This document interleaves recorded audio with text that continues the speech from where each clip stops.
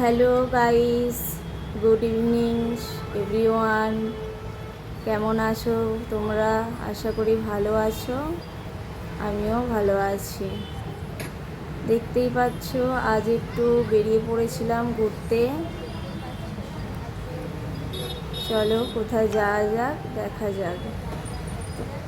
তোমাদের সঙ্গে এই ছোট্ট মিনি ব্লগ ভিডিওটা শেয়ার করলাম। চলে এসেছি, এটা হচ্ছে হায়দ্রাবাদের বিড়লা মন্দির। দেখতেই পাচ্ছ প্রচুর ভিড়, আর অনেকটা উঁচুতে উঠতে হয়। প্রায় 28 তলা বিল্ডিংয়ের মতো, 28 তলার মতো উঁচুতে উঠতে হয়। দেখো, অনেক ভিড় হয়েছিল, সেখানে প্রচুর লোক ছিল। অনেকটা উঁচুতে উঠে পড়েছি। আগে কিন্তু ফোন নিয়ে যেতে অ্যালাউ ছিল না, এখন কিন্তু ফোন নিয়ে যাওয়া অ্যালাউ আছে বলে তোমাদের ভিডিওটা শেয়ার করতে পেরেছি তোমাদের সাথে।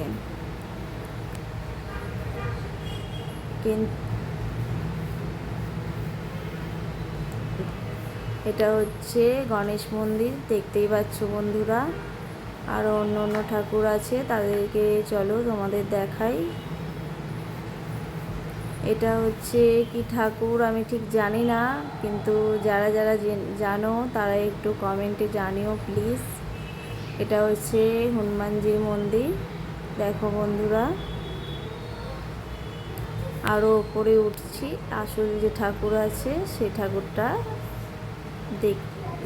দেখার জন্য। দেখো চারিদিক গাছে, ফুল গাছে ভরা। অনেকটাই উঁচুতে উঠে পড়েছি, খুব সুন্দর লাগছে ওপর থেকে একটা দৃশ্য দেখার মতো।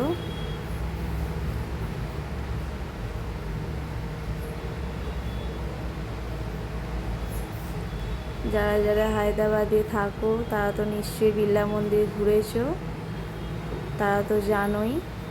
আর পুরো মন্দিরটাই পাথরের ছিল। আর জানো, যারা যারা থাকো তারা তারা নিশ্চয়ই বিড়লা মন্দির ঘুরেছো, জানো তো ওপরে উঠলে হায়দ্রাবাদের যে ওল্ড সিটি সেটা পুরো দেখা যায়। দেখতেই পাচ্ছ পুরো ওল্ড সিটিটা দেখা যাচ্ছে। অনেকটাই উঁচুতে উঠে পড়েছি। দেখতেই পাচ্ছ একটা অসাধারণ যে রাত্রির যে দৃশ্য, খুব সুন্দর লাগছে। পুরো হায়দ্রাবাদের গোটা ওল্ড সিটিটা দেখা যাচ্ছে। আমার তো খুব ভালো লেগেছে। কার কার ভালো লেগেছে একটু কমেন্ট করে জানিও প্লিজ।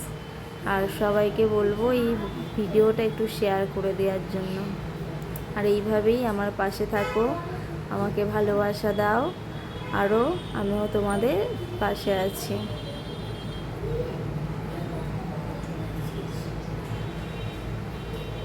দেখো তোমাদের জুম করে দেখাচ্ছি, খুব সুন্দর লাগছে।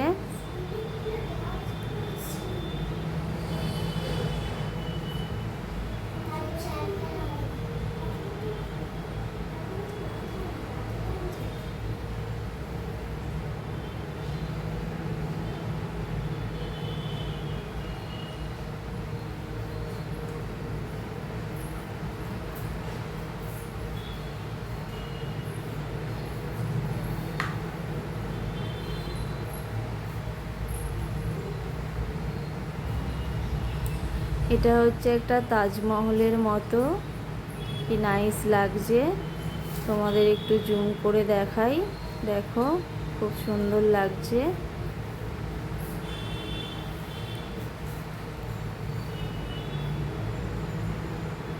ওই দূরে দেখা যাচ্ছে একটা বুদ্ধ মূর্তি, ওখানে ডায়মন্ডের বুদ্ধ মূর্তি, ওখানে একটু জুম করে দেখাচ্ছি। ওখানে যেতে গেলে কিন্তু লঞ্চে করে যেতে হয়।